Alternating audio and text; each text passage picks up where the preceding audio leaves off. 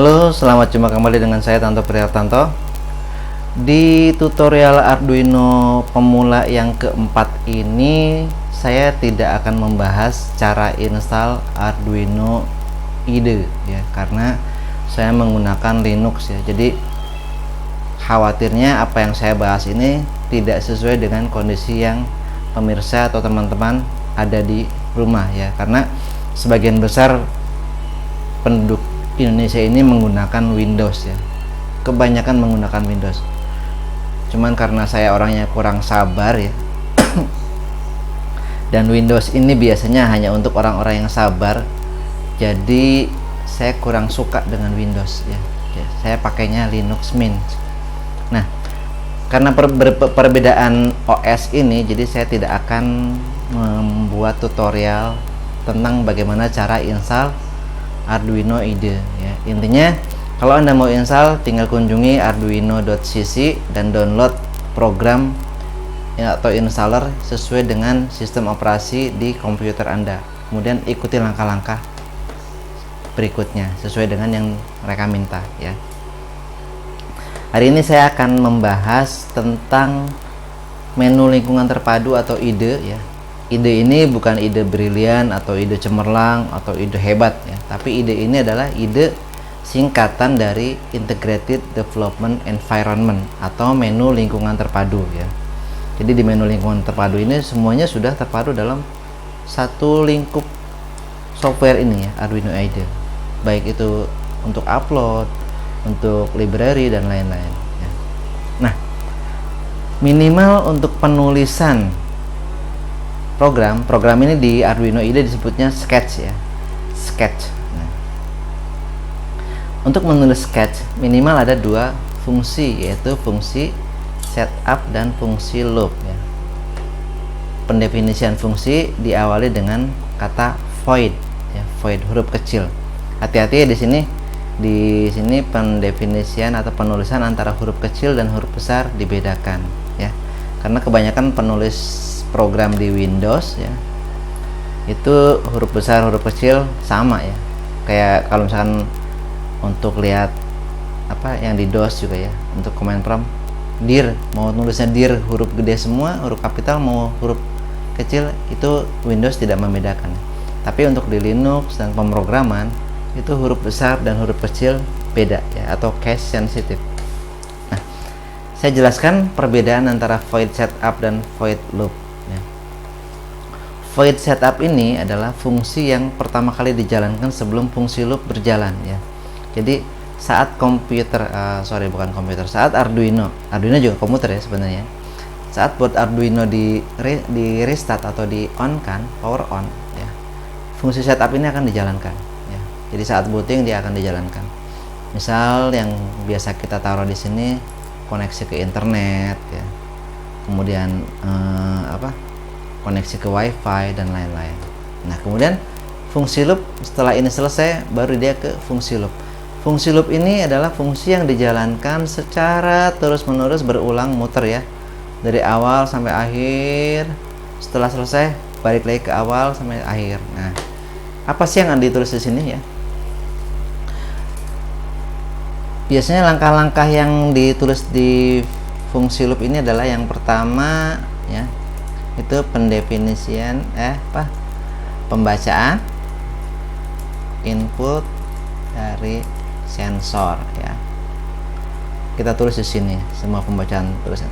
Kemudian setelah sensor kita dapat ya, langkah kedua adalah proses ya. Proses data yang kita dapat dari sensor.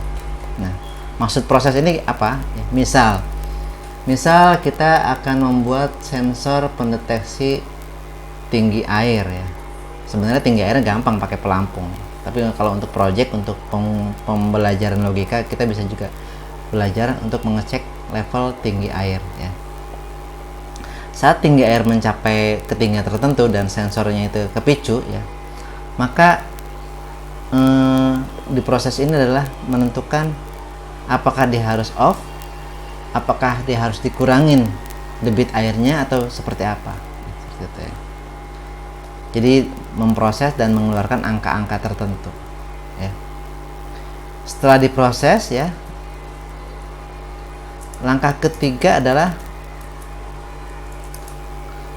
mengeluarkan output ya. Jadi misalkan dari data sensor kemudian setelah diproses dan hasilnya didapat bahwa keputusannya adalah mengurangi debit. Nah, di output ini kita kita keluarkan nilai ke output untuk mengurangi debit air. Selain itu misalkan output yang kedua adalah menampilkan di LCD. Nah, di sini juga ditulis ya untuk mengeluarkan ke LCD seperti apa, menampilkan di LCD. Jadi ada 3 proses utama di loop ini. Yang pertama membaca input dari sensor ya. Kemudian memproses data yang kita dapat dari sensor, dan yang terakhir adalah mengeluarkan ke output ya.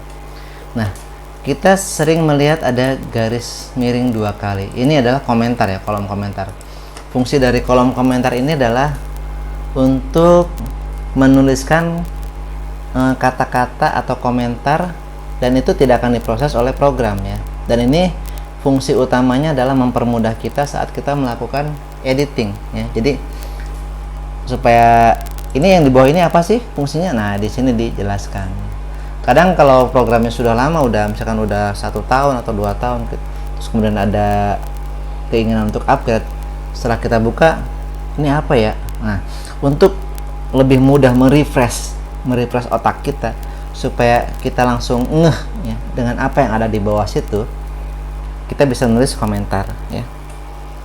Jadi komentar-komentar ini untuk mempermudah ya, menjelaskan apa yang akan dideskripsikan di bawahnya, atau juga bisa mendefinisikan blok ya, misalkan seperti ini.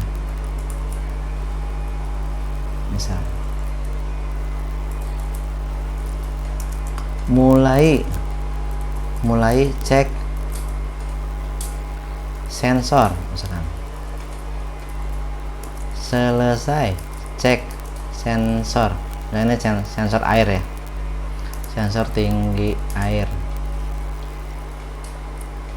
Selesai cek sensor tinggi air. Kemudian setelah ini mulai cek sensor kedua ya.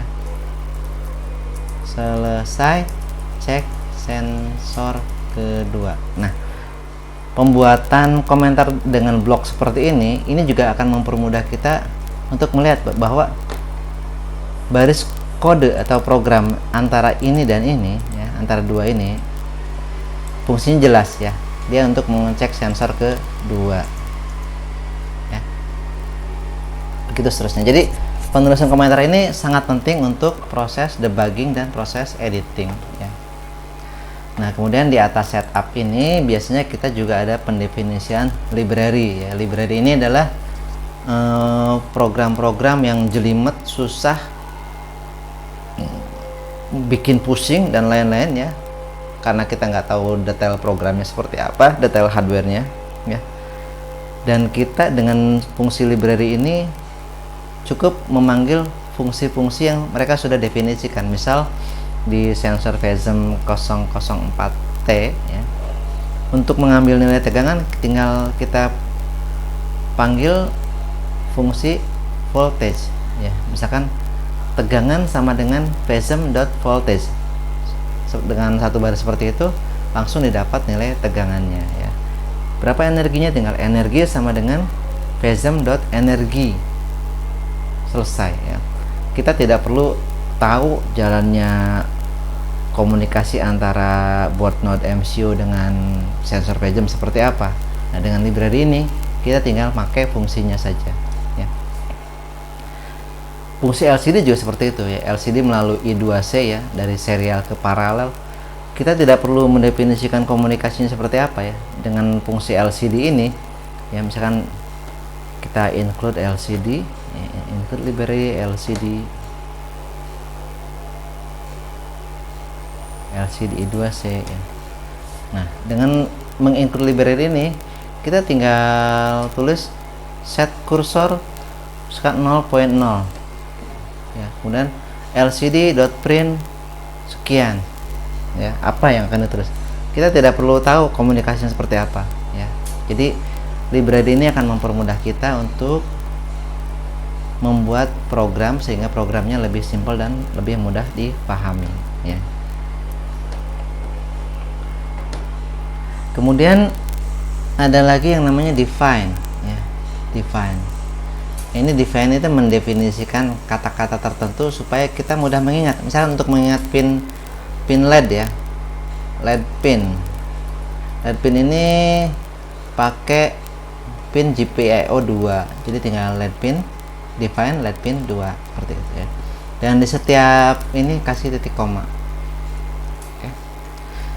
Sampai di sini penjelasan tentang Arduino IDE. Oh, sorry, ada yang perlu saya jelaskan lagi, ya. Untuk port, ya, di sini kita harus menentukan port keluarannya untuk flash ke Arduino IDE pakai apa. Ini bisa beda-beda, ya, beda komputer beda, ya. Kalau di Windows biasanya COM1, COM2, COM3, ya. Tapi kalau di Linux, ya, dia pakai /dev, ya. Kemudian selain itu juga boardnya mau pakai apa bisa ditentukan di sini, ya, manage board dan lain-lain, ya. Harus sesuai. Kalau boardnya menggunakan Node MCU harus ditulis boardnya Node MCU, ya. Kalau misalkan pakai ESP32 tulis ESP32 boardnya, ya. Kalau pakai Arduino Uno kita harus boardnya ditulis Arduino Uno, ya, supaya tidak salah bahasa pemrogramannya, karena sebenarnya bahasa mesinnya beda, ya, antara Node MCU dan Arduino Uno beda. Tapi untuk bahasa di sketchnya, ya, ini nggak terlalu jauh beda.